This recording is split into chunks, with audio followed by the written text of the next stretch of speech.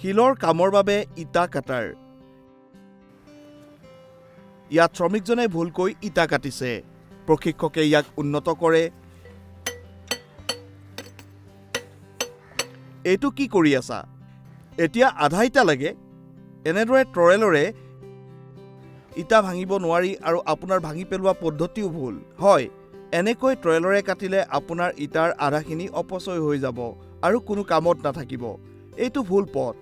দিনটোৰ বাবে প্ৰয়োজনীয় ইটাবোৰ এটা এটাকৈ আধা কাটি লওক। আপোনাৰ সময়ো ৰাহি হ'ব আৰু এই সকলোবোৰ ইটা ট্ৰৱেলৰে ভাঙিব নালাগিব। হয়, মেচিনৰে কেনেকৈ ইটা কাটিব লাগে কওঁ। ঠিক আছে। এতিয়া প্ৰশিক্ষকে শ্ৰমিকজনক মেচিনৰ সহায়ত ইটা কাটিবলৈ দেখুৱাইছে। যেতিয়া আপুনি ট্ৰৱেলৰ সহায়ত ইটা কাটি আছিল তেতিয়া আপুনি ইটাটো ভুল ধৰণে কাটিছিল। এতিয়া কওঁ মেচিনত কেনেকৈ ইটা কাটিব লাগে। যদি আপোনাৰ বেৰটো আধা ইটাৰ হয় তেন্তে ইটাৰ মাজত চিহ্নিত কৰিব লাগিব। হয়, সঠিকভাৱে চিহ্নিত কৰক। ইয়াৰ ফলত আমাৰ দুটা অৰ্ধপৃষ্ঠ পোৱা যাব। ট্ৰৱেলৰে কাটিলে মাত্ৰ এটা আধা ইটাহে পায় আৰু আনটো আধা নষ্ট হয়, কিন্তু মেচিনৰ সহায়ত আমি দুটা আধা ইটা পাম। এতিয়া চাওক কেনেকৈ মেচিনত ইটা থ'ব লাগে। ইটাটো এইদৰে ৰাখক আৰু মেচিনটো চলাওক আৰু সম্পূৰ্ণ গতিৰে আহিবলৈ দিয়ক। মেচিন ষ্টাৰ্ট কৰাৰ লগে লগে ইটা থ'ব নালাগে। যেতিয়া মেচিনটো সম্পূৰ্ণ গতিৰে আহিব তেতিয়া মেচিনটোৱে ইটাটো চুই জখলাৰ লাইনলৈ লৈ যাব লাগিব। চাওক,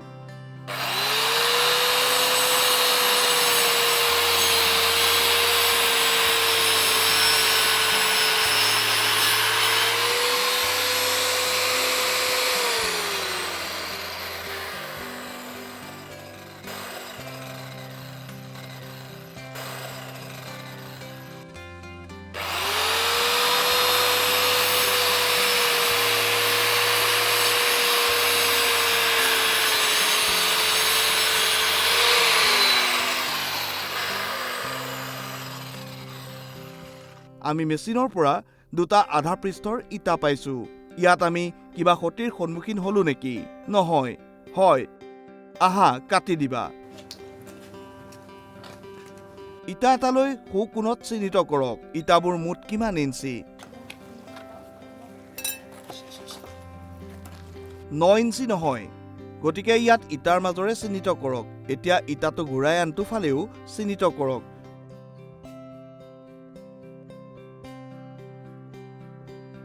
অনুমান কৰি নহয়, ট্ৰিমড এটা ৰাখি মাৰ্ক কৰক।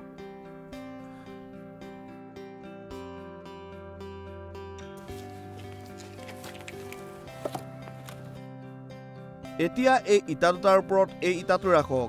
এতিয়া মেচিনটো তুলি লৈ এই বুটামটো টিপক আৰু মেচিনটো সম্পূৰ্ণ গতিৰে আহিবলৈ দিয়ক।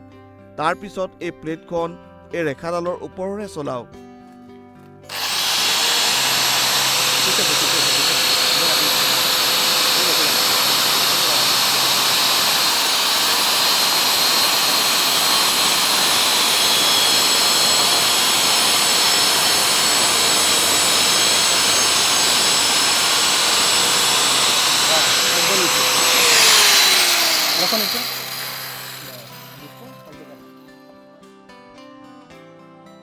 এই ইটাটো পোনে পোনে কাটিব। এতিয়া মেচিনটো থৈ দিয়ক।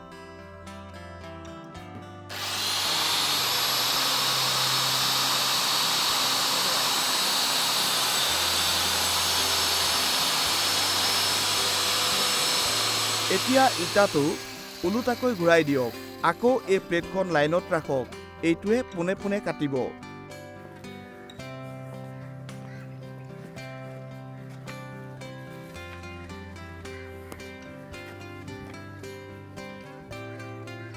এতিয়া ৰৈ চাওকচোন, ইটাটো 2 টুকুৰাকৈ কাটিছে নেকি?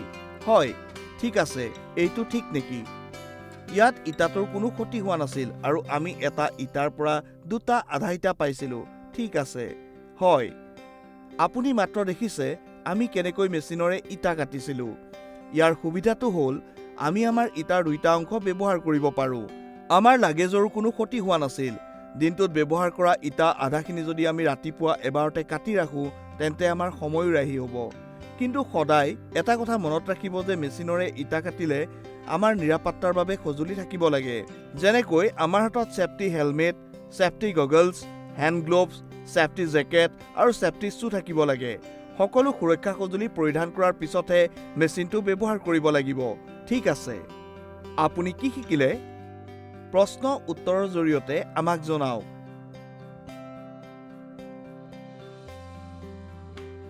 প্ৰশ্ন 1, ইটা কটাৰ বাবে প্ৰশিক্ষকে শ্ৰমিকসকলক কি সমাধান দিয়ে? ক, ইটাৰ হাতুৰি ব্যৱহাৰ কৰি ইটা কাটি লোৱা। খ, ইটাৰ ট্ৰয়েল ব্যৱহাৰ কৰি ইটা কাটি লোৱা।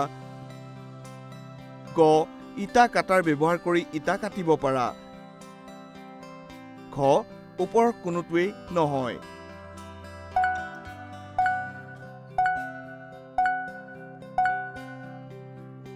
শুদ্ধ উত্তৰটো হ'ল গ।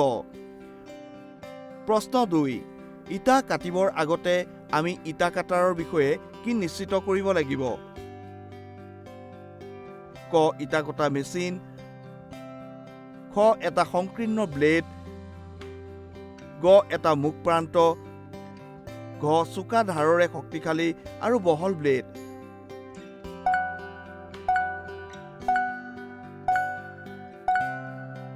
শুদ্ধ উত্তৰটো হ'ল ঘ।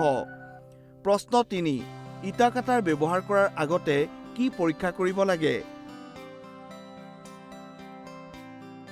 ক, বতৰৰ পূৰ্বাভাস।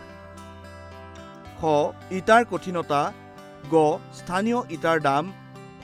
ঘ, ইটা কাটিব পৰা ব্লেডৰ অৱস্থান।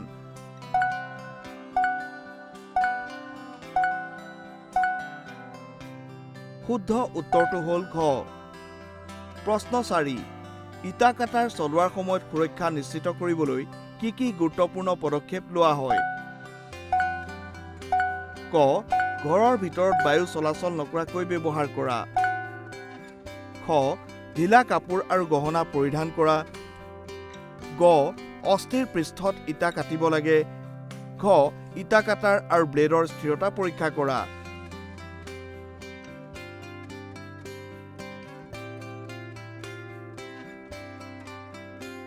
শুদ্ধ উত্তৰটো হ'ল ঘ।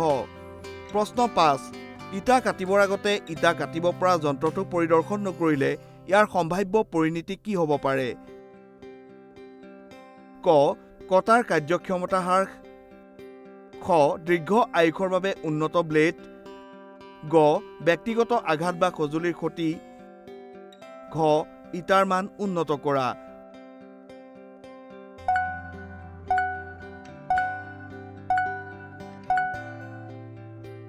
শুদ্ধ উত্তৰটো হ'ল গ। আমি ইটাৰ আৱৰ্জনা সঠিকভাৱে কাটি ৰাহি কৰিব পাৰোঁ।